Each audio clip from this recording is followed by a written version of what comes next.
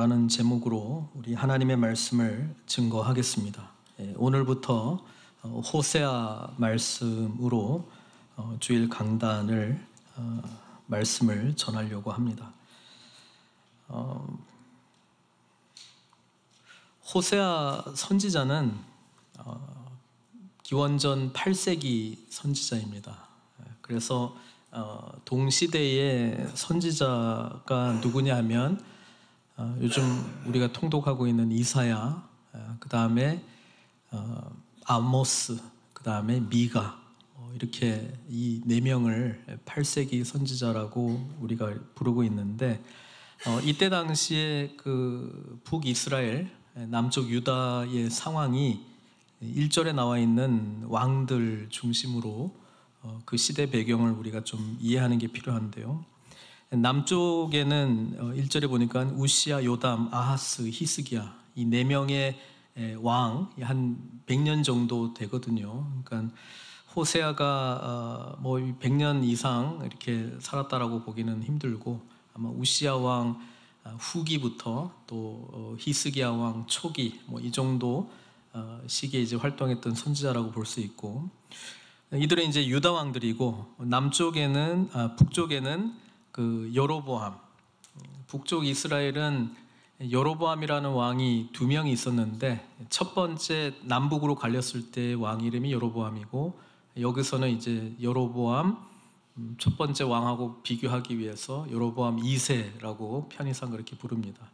여로보암이 이스라엘 왕이 된 시대에 브엘의 아들 호세에게 임한 여호와의 말씀이라. 그러니까 이 시대에 하나님이 이제 여러 선지자들을 세웠는데, 이제 왜 세웠느냐? 지금 이때가 격동의 시기입니다. 특히 남쪽 유다, 북쪽 이스라엘은 솔로몬 이후로 이렇게 남북으로 갈리고 지금 한 200년 정도가 지났습니다. 그리고 이제 북쪽 이스라엘은 그 주변국들이 좀 힘들게 했거든요. 특히 이제 아람이라고 하는 그 사람들이 북쪽 이스라엘을 많이 힘들게 했기 때문에, 어떨 때는 이제 남쪽이랑 같이 연합하기도 하고, 어떨 때는 반대로 이제 북쪽이 남쪽이랑 이렇게 하는 그런 어떤 그 복잡한 그 정치 역학 관계가 있었습니다. 근데 이 시기에 아수르라고 하는 아람보다 훨씬 위에 있는 그런 곳에서 새로운 신흥 그 센 나라가 이제 발전하고 있었고, 이제 아수르가 점점 이제 서쪽으로 오면서 이제 그 결정을 해야 되잖아요. 그러니까 원래 이전에 좀 이스라엘을 힘들게 했던 나라들은 이제 아수르에 굴복할 것인가, 아니면 주변 나라들하고 힘을 모아서 싸울 것인가, 늘 이런 이제 관계들이 있거든요. 그러니까 싸우더라도 지게 되면 또 이렇게 속국이 되어서 조공바치다가 조금 이 나라가 또 다른 여러 요소들 때문에 힘들어지면 그때 또 이제 반역하고 이런 시기입니다.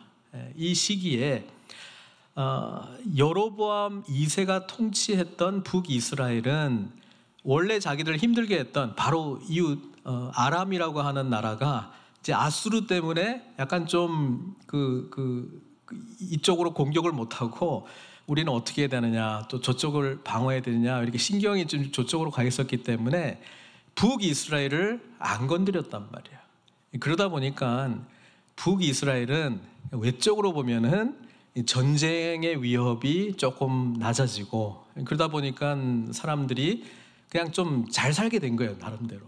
잘 살게 되었고, 그때 이제 종교 활동은 또 여호와 하나님을 또 섬기기도 했지만은 바알 이런 이방 신들을 또 열심히 또 섬겼던 시기이기도 합니다. 그래서 종교 활동은 어쨌든 많이 왕성하게 일어나면서 풍요로운 시대, 전쟁이 없던 시대. 그러니까 이때 북이스라엘은 어떤 생각이 있었냐면은, 각자 자기들이 한쪽 발은 여호와 하나님도 섬기고 또 이쪽은 또 이방 그 바알 신도 섬기고 하면서 이게 뭔가 좀 그 혼합주의, 신앙이 약간 이렇게 좀 짬뽕이 된 거예요.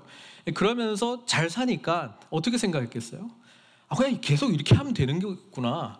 이렇게 하면 우리는 그냥 계속 잘 먹고 잘 살 수 있게 되겠구나라고 하는 그런 상태였습니다. 그렇기 때문에 하나님은 호세아라고 하는 선지자를 세워서 지금 북쪽 이스라엘이 진짜 상태가 어떤지를 일깨워 주기를 원했다라고 하는 것입니다. 그들은 지금 현재 전쟁도 없고 잘 먹고 잘 살고 있는 여로보암 2세 통치하에 있어서 뭐 자기들이 하고 싶은 대로 이렇게 살면서 뭐 그냥 잘 되고 있는 것 같으니까 영적으로도 뭔가 우리가 잘하고 있지 않는가 그렇게 착각하고 있는지는 모르겠으나 하나님은 호세아 선지자를 통해서 이들이 얼마나 영적으로 타락해 있는지, 그리고 그 마음 중심에는 하나님을 버리고 자기들이 섬기기를 원하는 우상 숭배에 깊이 빠져 있고, 또 그 저변 안에는 하나님 없이 우리가 하고 싶은 대로 살아도 괜찮은 세상이네라고 하는 착각 속에 있는 북이스라엘을 향하여 경고의 말씀을 전하고 있다라고 하는 것이죠.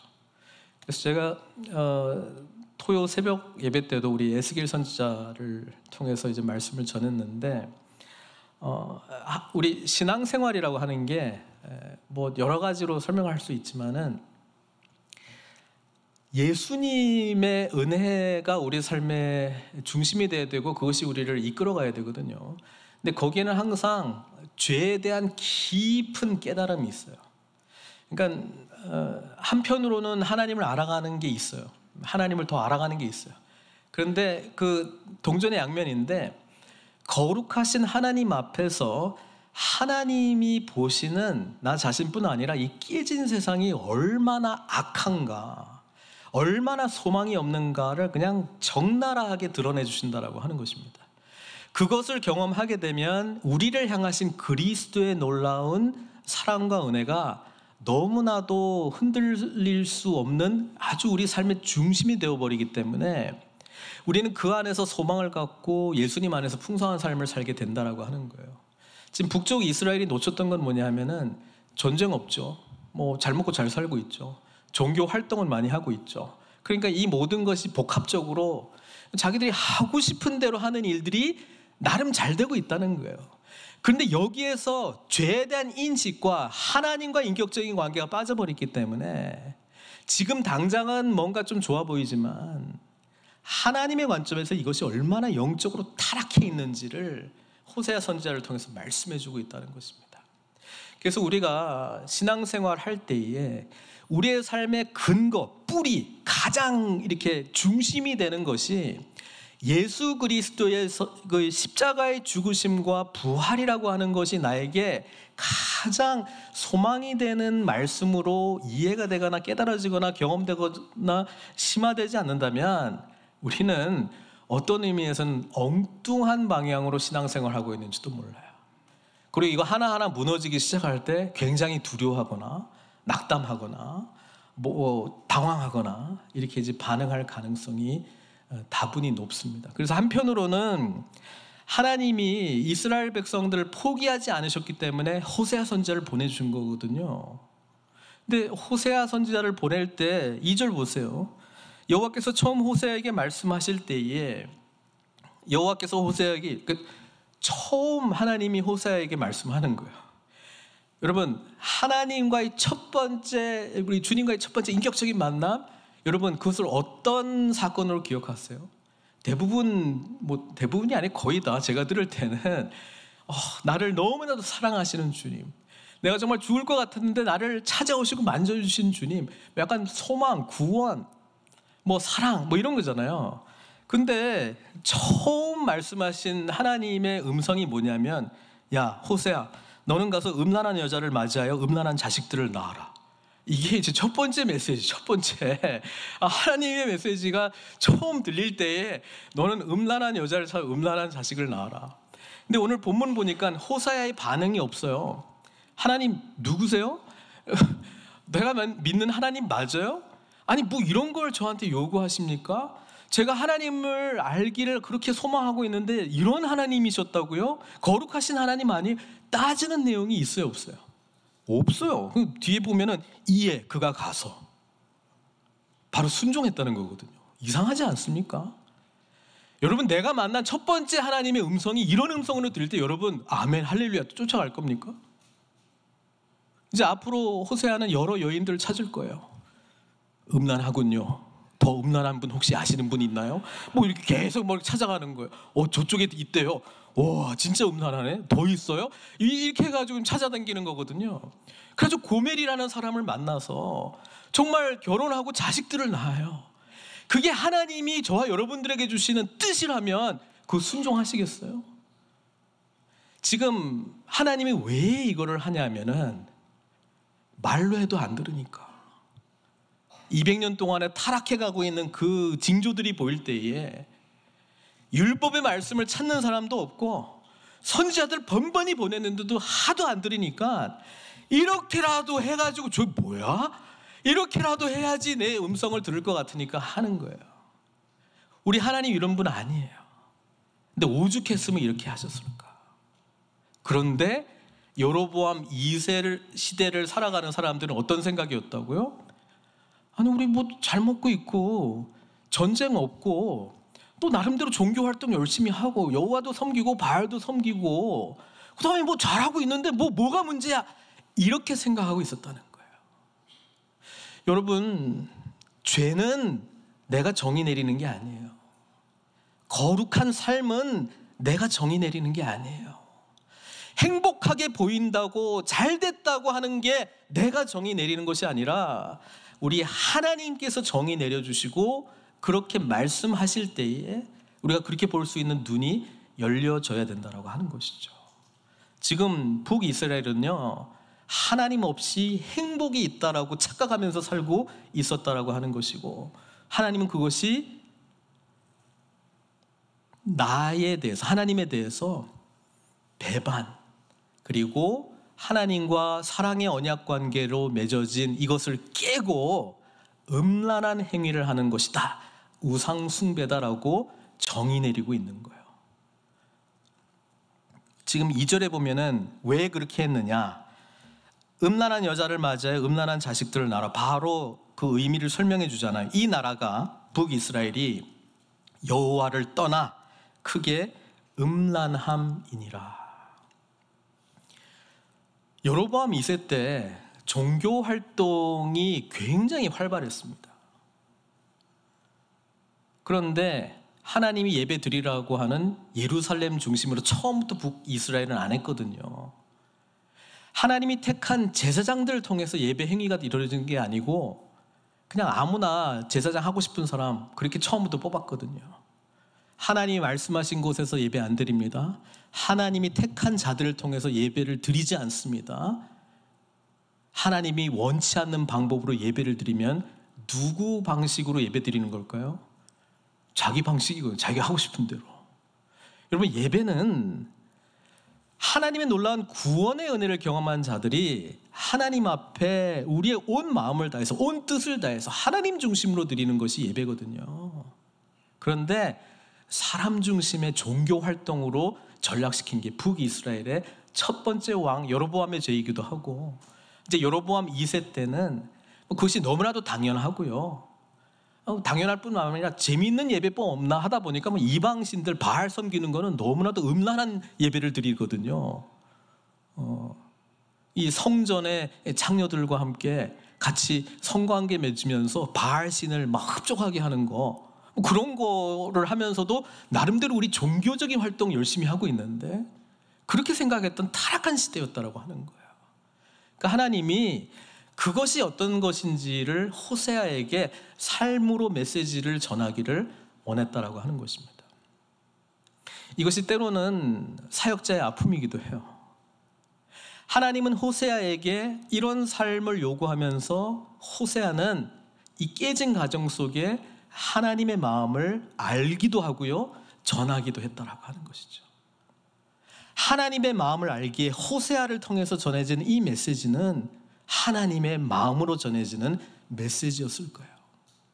우리 주님께서 저와 여러분들을 사랑하시고 구원하시기 위해서 타락한 이 세상 가운데 의인이신 주님께서, 거룩하신 주님께서 인간의 몸을 입고 오셨다라고 하는 것은 우리 인간이 겪고 있는 아픔도 경험할 뿐 아니라 이 깨진 세상 속에서 하나님이 기뻐하신 뜻대로 살아가는 것이 무엇인지를 보여주시기 위해서도 오셨는데, 세상은 그 주님을 어떻게 받아들였습니까? 조롱하고 모욕하고 채찍질하고 죽였거든요. 그러니까 우리가 예수님의 이 은혜를 깨달은 만큼 사역의 길을 갈 때는 어떤 의미에서는 십자가를 진다라고 하는 표현이 맞는 게, 그런 고난과 아픔의 현장으로 우리도 그냥 가는 것이기 때문에 그렇습니다.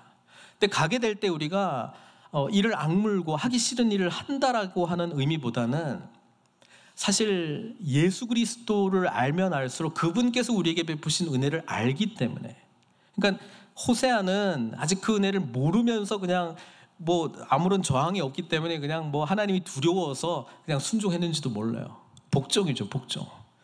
그렇지만 예수님을 믿고 살아가는 저와 여러분들은 우리 안에 내주하시는 성령님이 계시거든요. 성령님께서 얼마나 아파하시고 탄식하시는지 그 소리를 우리가 듣게 되거든요. 그렇기 때문에 이 호세아의 모습이나 이 세상의 모습을 바라보면서 하나님이 얼마나 마음을 아파하실까, 그 아픔에 동참하고자 하는 길을 자원하는 마음으로 선택해서 십자가를 지고 가는 것이죠. 그게 이제 사역자의 길이라고 하는 것이죠. 그래서 월드 비전을 만든 그 창시했던 밥 피어스도 그 모토가 그거거든요. Let my heart be broken by the things that break the heart of God. 하나님의 마음을 깨트리는 것이 나의 마음을 상하게 깨트리게 해주십시오. 그 마음으로 긍휼 사역하는 거거든요. 우리는 여유 있을 때 사역하는 게 사역이 아니고요, 하나님의 마음을 알기 때문에 주님의 마음을 가지고 사역을 하는 것입니다. 근데 그게 호세아는 그 마음으로 했는지 안 했는지 모르겠어요. 저는 안 했다고 생각하는데, 이제 예수 그리스도를 아는 사람들은 내가 음란한 아내였구나, 내가 음란한 자식이었구나, 그런데 하나님이 나를 구원해 주셨구나, 그렇다면 나도 나와 같은, 조금 전에 예수님을 알지 못했던 저 사람 보니까 너무 공감되고 이해돼. 그래서 저분에게 인생의 답을 예수님이다 전해야 되겠다, 그런 마음으로 복음 증거한다라고 하는 거예요. 깨진 세상 속에 그래서 우리의 연약함과 아픔과 가정이 깨지든 뭐가 안 되든 세상적인 기준이든 내 기준이든 상관없이요, 그래서 연약함이 우리의 사역을 할 수 있는 가장 큰 은혜이고 축복이에요. 강점으로도 하나님께서 쓰시지만 제가 보기에는 우리의 연약함을 통해서 사실은 더 많이 사용하세요. 왜냐하면 그 아픔과 고통의 시간 동안에 하나님이 이 세상을 바라보시고 아파하시고 고통하시는 것을 우리가 경험할 수 있기 때문에 그래요. 그런데 예수님 만나서 변화되었잖아요. 그것이 동일한 고통을 경험하고 있는 사람들에게 얼마나 큰 축복이겠습니까? 호세아 선지자는 순종했습니다. 그리고 자기가 찾아보기에 가장 음란한 여자를 찾았어요. 그리고 하나님 말씀하신 대로 자식들을 낳았어요. 이남 일녀, 아들, 딸, 아들 이렇게 낳았는데, 그 자식들의 이름을 통해서 하나님은 사실 하나님의 메시지를 전하고 있다라고 하는 것이죠. 우리는 하나님께서 이름을 지어주시는 그 이야기가 많이 있어요. 뭐 대표적으로 아브라함을 아브라함, 사레를 사라, 이제 열국의 아비가 되겠다, 열국의 어미가 되겠다. 이삭, 웃음, 그죠? 그 다음에 야곱, 이스라엘, 하나님과 씨름하여 이겼다, 그죠? 우리는 그 이름의 뜻에 뭔가 하나님과 관련된 어떤 축복, 어떤 기대. 예수님도 제자를 부를 때 시몬에게 네가 장차 게바, 베드로라고 이름을 붙여줬단 말이에요. 반석이 될 것이다. 그러니까 이 이름 붙여주는 거는 굉장히 중요한 하나님의 어떤 뜻, 소망, 어떤 축복 뭐 이런 게 있는데, 여기도 보니까 자식들을 낳는데 이름을 누가 붙여줘요? 하나님이 붙여주시거든요. 근데 하나같이 전부 저주스러운 이름이에요. 자녀를 힘들게 낳았어요. 그런데 호세아 보고 이름을 아들을 낳았는데 뭐라고 지으라고 그랬어요? 첫 번째 아들을 이스르엘. 그러니까 이게 이제 언어 유희, 월드 플레이 하고 있는 거거든요. 그러니까 이스르엘이 뭐하고 발음이 비슷해요? 이스라엘이랑 비슷하잖아요. 실제로 히브리어는 이제 모음을 표기를 안 하기 때문에 자음만 있으면 거의 똑같은 단어거든요. 그러니까 이스르엘로 이름을 붙여줬단 말이에요. 근데 그 의미가 뭐냐면 4절에 보니까 내가 이스르엘의 피를 예후의 집에 갚으며 이스라엘 족속의 나라를 패할 것임이니라, 이렇게 돼 있어요. 그래서 우리가 읽어보면 이게 도대체 무슨 말인가? 그러니까 좀 그 구약 성경을 좀 공부를 해야 돼요. 그래서 제가 저 설명을 하려고 그러는데, 이스르엘이라고 하는 장소가 있어요. 북이스라엘에요. 그리고 열왕기 상을 읽어보면은 북쪽에 있는 여로보암부터 마지막 왕 이름도 호세아예요. 호세아까지 19명의 왕들인데 전부 악한 왕으로 그렇게 설명되어 있는데, 그 중에서도 이제 가장 악한 왕 중에 하나가 아합 왕이거든요. 아합 왕 때문에 하나님이 그냥 이스라엘을 멸하기로 작정하고, 이때 아합 왕 시대에 등장했던 유명한 선지자가 엘리야입니다. 엘리야. 아합 왕이 왜 악하냐 하면은 부인 때문에 그래요. 부인이 이세벨이라고 하는 시돈 사람입니다. 근데 이쪽으로 시집을 올 때 혼자 온 게 아니고 바알 선지자, 아세라 선지자를 대거 데리고 왔습니다. 그래서 우리가 잘 아는 갈멜산에서 850대 1 엘리야하고 이렇게 싸우는 장면이 있잖아요. 그게 바로 아합 왕, 그리고 그 왕비인 이세벨 시대에 일어났던 일이거든요. 그런데 성경을 읽어보면은 이 아합 왕이 이스라엘 땅에 있는 나봇의 포도원이 딱 띈 거예요. 포도원이 너무나도 아름답고 그래가지고 이 나봇에게 그 포도원 나한테 팔아라, 내가 정당한 값을 치러주고 할게. 그러니까 나봇이 안 됩니다. 이건 조상 때부터 내가 물려받은 것이기 때문에 내가 지켜야 됩니다라고 해서 이 아합이 투덜투덜거리면서 부인에게 말합니다. 그러니까 이세벨이 굉장히 악한 사람이거든요. 여보, 내가 처리하고 올게, 이렇게 이야기를 해요. 그래서 어떻게 처리를 하냐면은 편지를 씁니다. 그래서 그 나봇의 포도원이 있는 그 이스르엘이라고 하는 그 지역에 그 리더들한테, 귀족들 뭐 이런 사람들한테 편지를 쓰는데 뭐라고 쓰냐면은 나봇을 위해서 큰 파티를 준비해라, 나봇을 중앙에 세우고 그를 높이라, 그리고 거짓 증언을 할 사람 2명을 세워가지고 이 사람이 그 아합을 욕하고 하나님을 욕하고 하여튼 거짓 모함을 시켜버립니다. 그래가지고 그 나봇을 돌로 쳐 죽여버리라, 그런 편지를 보내요, 이세벨이요. 성경에 다 나오는 이야기입니다. 그래서 그렇게 나봇을 죽이고요, 이제 남편한테 말합니다. 포도원 이제 자기 거야, 딱 이렇게 말해요. 이 이야기를 하나님이 봤어요. 하나님이 보고 엘리야 선지자에게 저주를 아합 왕에게 퍼부으라고 지금 말씀합니다. 그게 열왕기상 21장 17절부터 나오는데 제가 읽어드릴게요. 여호와의 말씀이 디셉 사람 엘리야에게 임하여 이르시되, 너는 일어나 내려가서 사마리아에 있는 이스라엘의 아합 왕을 만나라. 그가 나봇의 포도원을 차지하러 그리로 내려갔나니 너는 그에게 말하여 이르기를, 여호와의 말씀이 내가 죽이고 또 빼앗았느냐고 하셨다 하고, 또 그에게 이르기를, 여호와의 말씀이 개들이 나봇의 피를 핥은 곳에서 개들이 내 피 곧 내 몸의 피도 핥으리라. 그러니까 나봇이 이제 돌로 쳐 죽임을 당하고 이제 개들이 그 피를 이제 핥은 그 자리에 너 피도 그렇게 개들이 핥을 것이다, 그렇게 아합 왕조가 끝날 것이다라고 엘리야 선지자를 통해서 선포를 합니다. 그리고 실제로 이 일이 이루어지는데, 그러면 이제 아합을 죽이고 또 이세벨도 죽이고 이 아합 왕조를 무너뜨리고 새로운 왕조를 해야 될 인물이 있어야 될 거 아니에요. 그 사람이 오늘 성경에 나오는 예후입니다. 예후라고 하는 사람을 시켜서 그걸 합니다. 그래서 아합 죽이고요, 그다음에 이세벨 죽이고, 성경에는 그 이세벨 죽이려고 이렇게 막 가는데 뭐 마지막까지 이세벨은 막 화장하고 막 그래요. 그래서 결국 죽이고, 그 이세벨이 이제 처참하게 죽임을 당하는데, 이제 개들이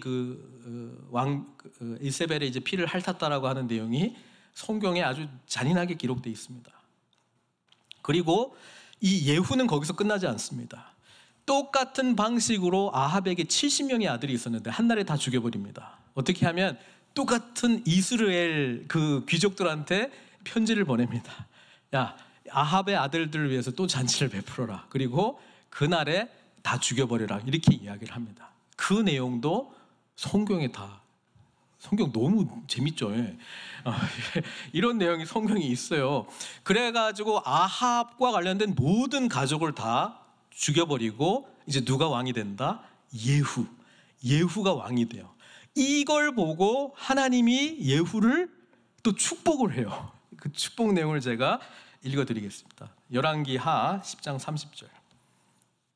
자식들이 3명인데 첫 번째 아들 아직 끝나지도 않았어요. 그죠?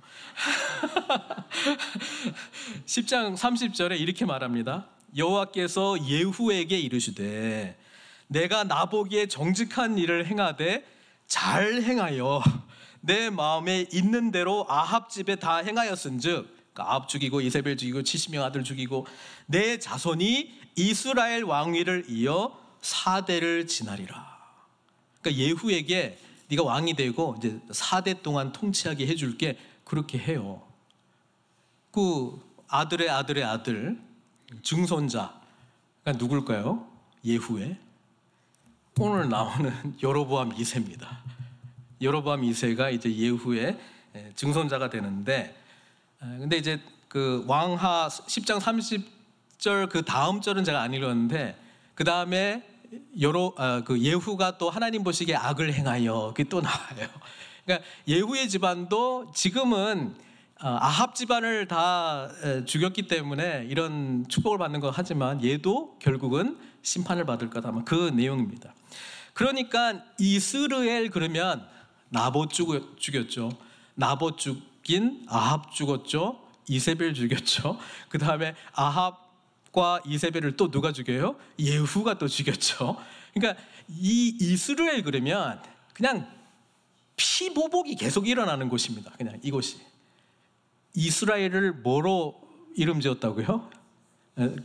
이스라엘. 그러니까 이스라엘이라고 하는 이 이름은 그냥 피의 심판이 있는 곳입니다. 그런 의미입니다.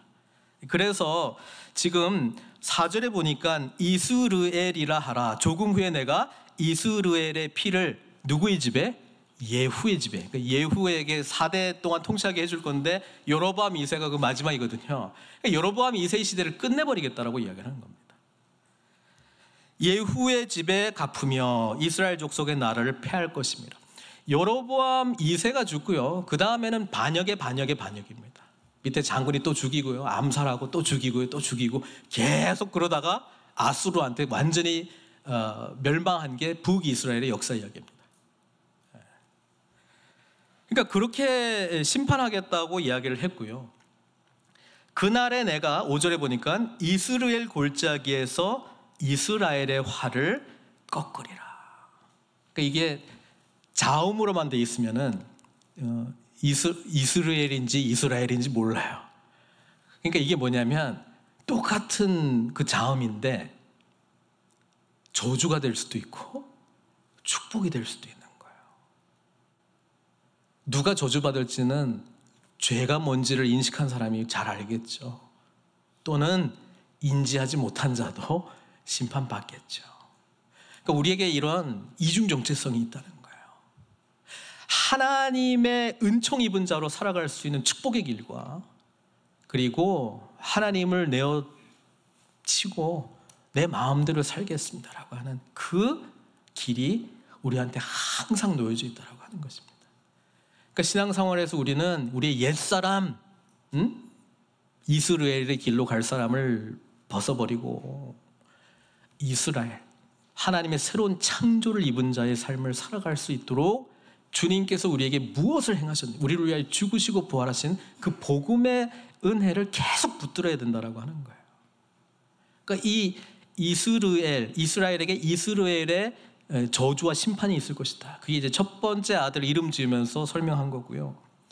두 번째는 뭐냐면 딸을 낳았어요. 딸이 얼마나 이쁩니까? 그죠?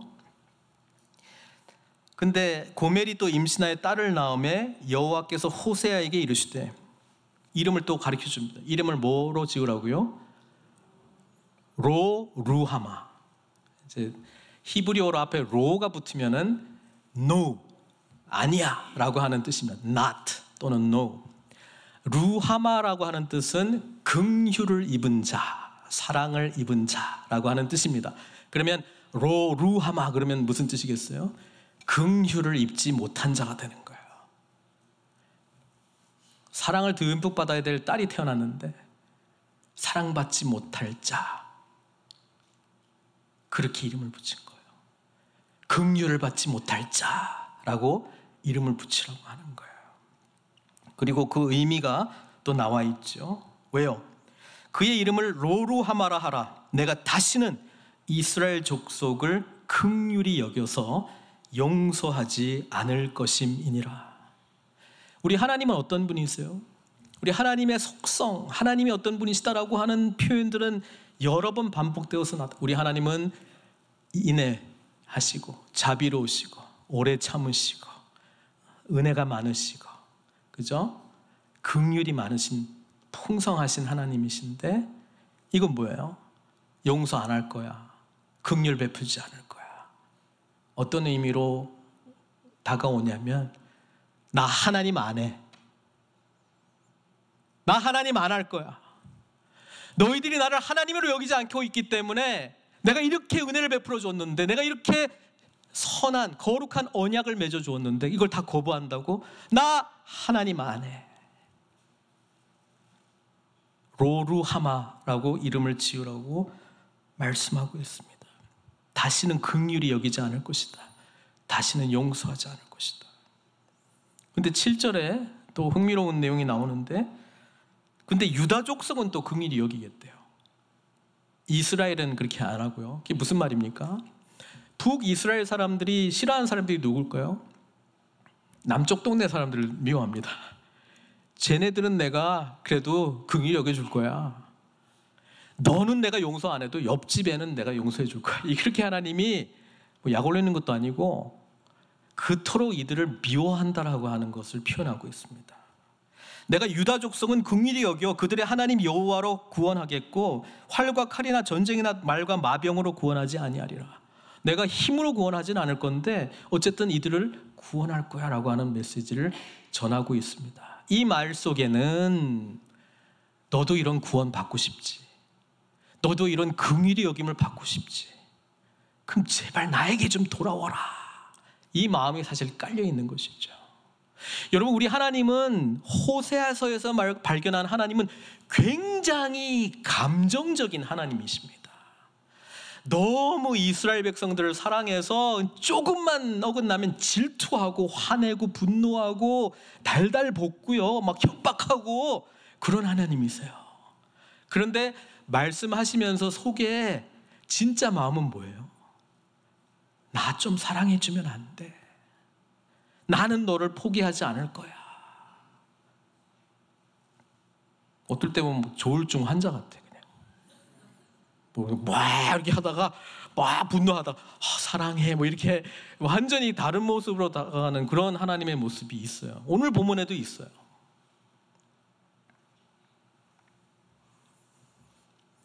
고멜이 로루하마를 젖댄 후에, 로루하마가 뭐라고요? 긍휼히 여김을 받지 못한다. 또 임신할 아들을 낳았어요. 아들 이스라엘, 딸 로루하마, 세 번째 이제 아들. 근데 이름을 뭐라고 지으라고요? 로암미. 로가 아니야, no. 암미는 백성이라는 뜻입니다.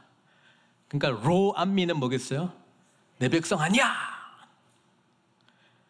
나 하나님 안 해. 나 너 백성 아니야. 내 백성 아니야. 이 말씀 지금 하고 있는 거잖아요. 자식들에게 화가 나가지고 나 아빠 안 해. 혹시 이렇게 해보신 분이 있어요? 나 엄마 안 할 거야. 나 남편 안 해. 지금 하나님 그렇게 말씀하고. 해보셨어요? 저요? 예. 어떻게 아시고? 예. 자, 이 마음이에요 지금 하나님이야. 근데 그 마음 속에는 너 너무 사랑해. 그런 거잖아요. 내가 어떻게 사랑했는데 이럴 수가 있어. 그 마음이잖아요. 하나님이 지금 그걸 표현하고 있어요. 이 하나님의 분노에 묵묵히 당하기만 하는 사람이 누구예요 지금? 호세아. 여호와께서 이르시되 그의 이름을 로암미라 하라. 우리 하나님께서 이스라엘 백성들과 언약을 맺으실 때 나는 너의 하나님이 되고 너희는 내 백성이 되고, 이게 하나님과 이스라엘 백성들의 관계거든요. 로루하마 로암미 그거 안 하겠다는 거예요. 근데 사실 이거는 하나님이 이렇게 말씀하시기 이전에 이미 이스라엘 백성들이 하나님을 떠나버려서 나타난 일이에요.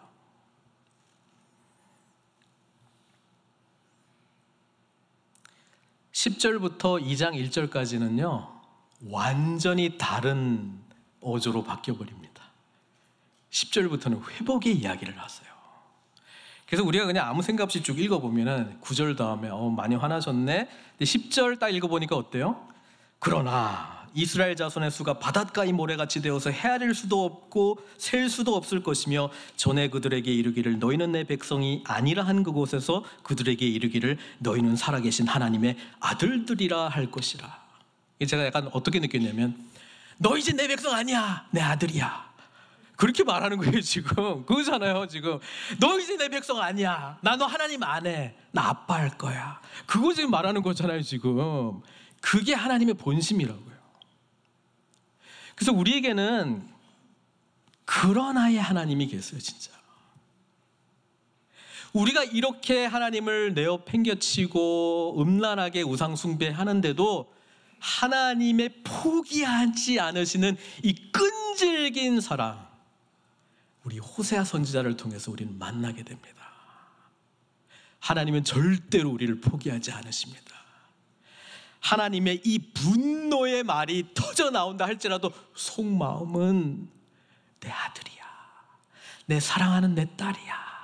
내가 반드시 너를 사랑한다라고 하는 것을 알려주고 너는 알게 될 것이고 우리는 진한 사랑을 이루게 될 거야. 그게 우리 하나님의 마음이라는 거예요. 그래서 10절부터 회복이 일어나는데 이 회복에 대해서 좀 설명을 할게요. 이스라엘 자손의 수가 바닷가의 모래같이 되어서, 자, 이 축복은 누가 제일 처음 받았어요? 아브라함에게 하늘의 별을 봐라, 바닷가의 모래알을 봐라, 너희 자손을 이처럼 많게 해주리라. 그러니까 나 하나님 안 해 했던 그 하나님이 나 하나님 할 거야 말씀하신 거잖아요.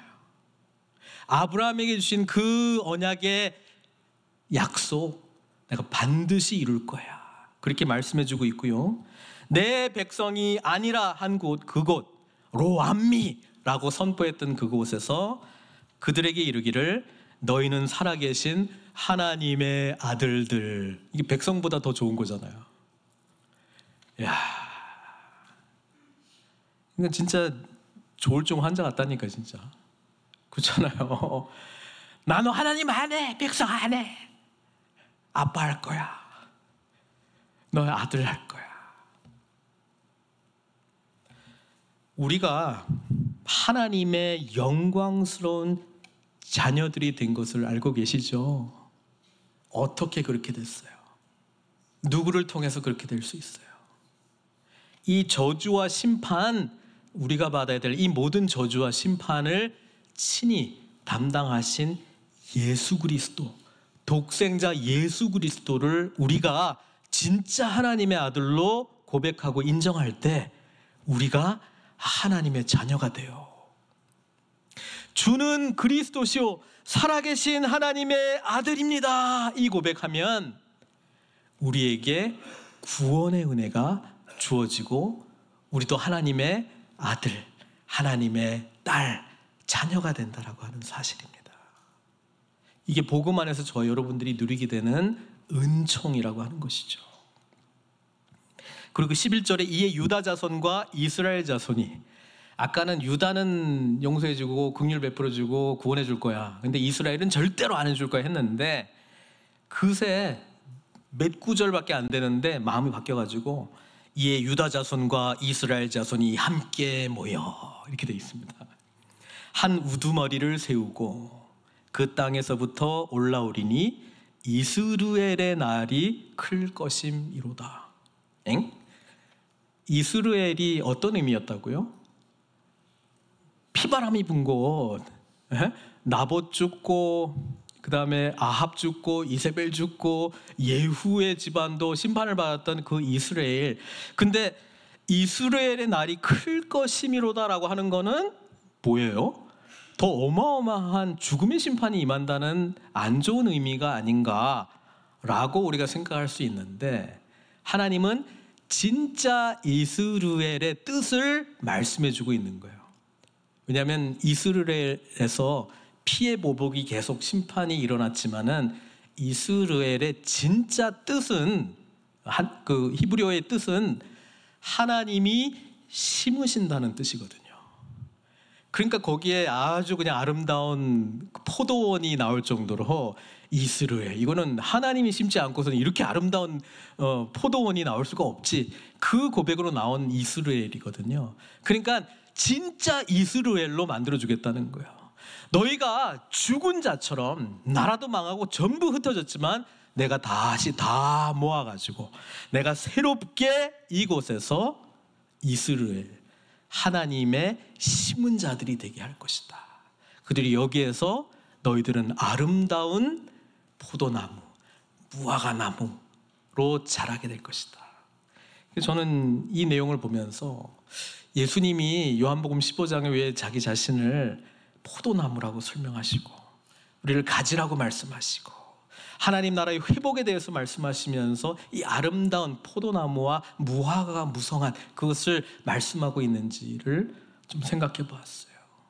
하나님이 우리를 완전히 흩어버리시고 심판받아 죽은 우리를 다시 뽑아가지고 이곳에 심어주셔서 이스라엘의 큰 날로 만들어주시겠다고 작정하신 분이세요. 그리고 2장 1절에 너희 형제에게는 이제는 로암미가 아니고 뭐라고요? 암미, 내 백성.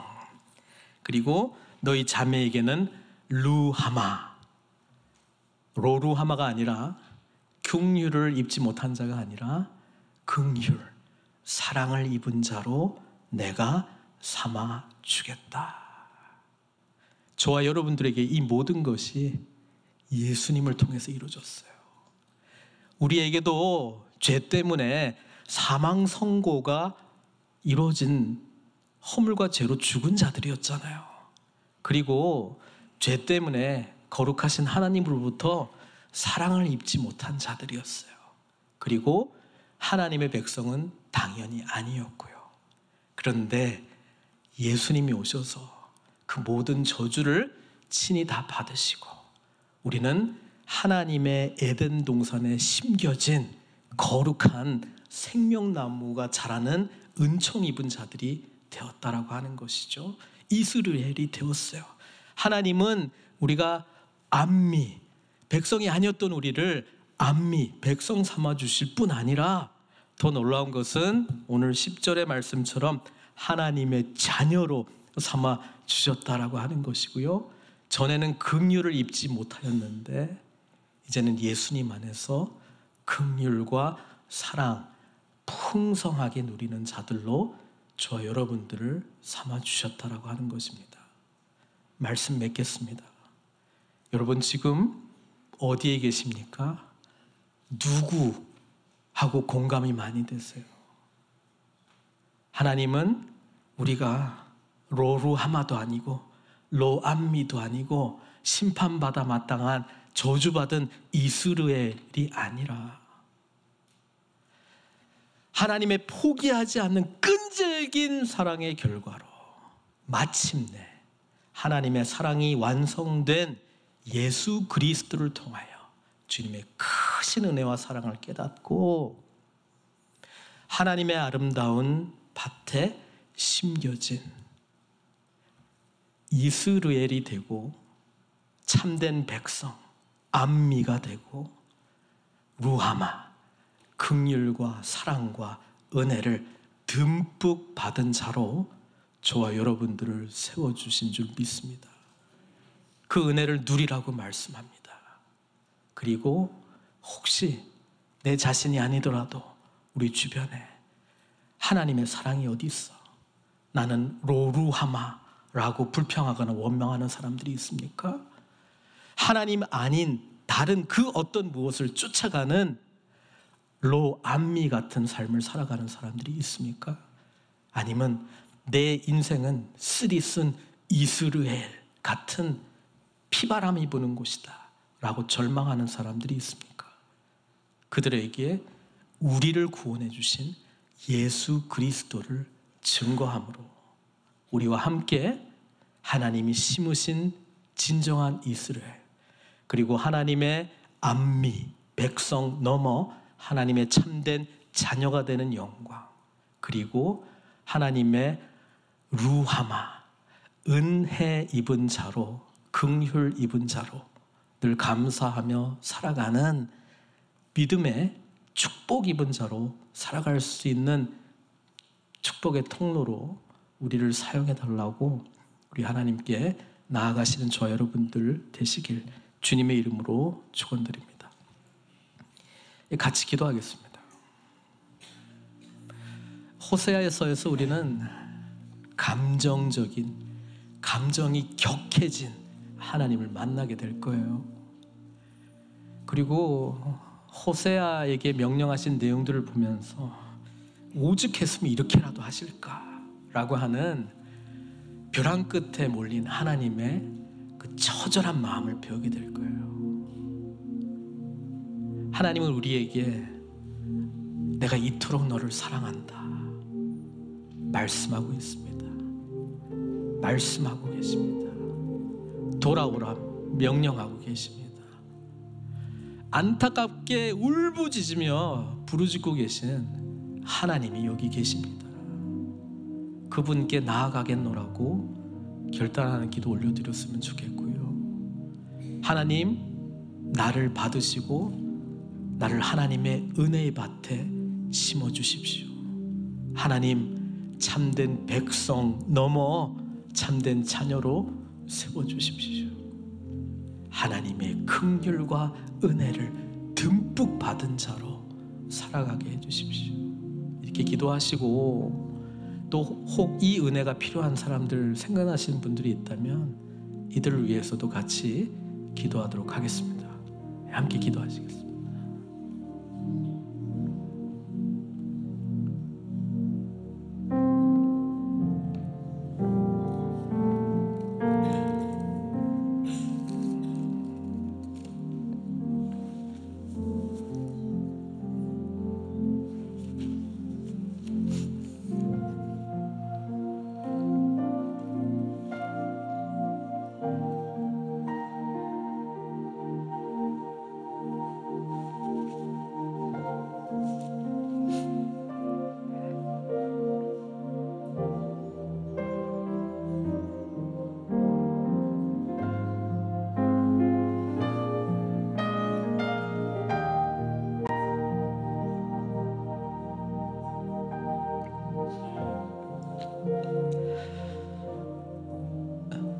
자격 없는 자에게 하나님을 저버리고 내 마음대로 살아가려고 했던 음란한 세대를 향해 호세아서를 통해서 우리는 포기하지 아니하시는 끈질긴 우리 하나님의 사랑을 만나게 됩니다. 아버지 하나님, 이 사랑의 은혜에 깊이 잠겨 우리를 하나님의 은총의 밭으로 심으신 이스라엘의 하나님을 만나게 하시고 우리를 백성 삼아주시고 자녀 삼아주신 하나님의 놀라운 사랑을 경험케 해주시고 은혜 입은 자, 긍휼 입은 자로 참되게 살아갈 수 있도록 우리 한 분 한 분 주님 인도하여 주시옵소서. 때로 우리가 개인적으로 이런 연약함을 경험할 때도 있지만 여전히 주님이 필요한 지체들이 있습니다. 생각나는 사람들이 있습니다. 그들에게도 하나님 오늘 말씀을 보니 주님 포기하지 아니하시고 끈질기게 끝까지 세상 끝까지 추격하시겠다고 하는 주님의 사랑의 마음을 우리가 배웠사오니 주님 의지하며 우리들도 끝까지 포기하지 않는 주님의 사랑을 살아내는 저희들 다 될 수 있도록 은총 베풀어 주시옵소서. 그러기 위하여 오늘도 우리의 삶을 우리를 위하여 죽으시고 부활하신 주님께 온전히 맡겨드립니다. 주님 홀로 영광 받아 주시옵고 예수님의 귀하신 이름으로 기도드리옵나이다.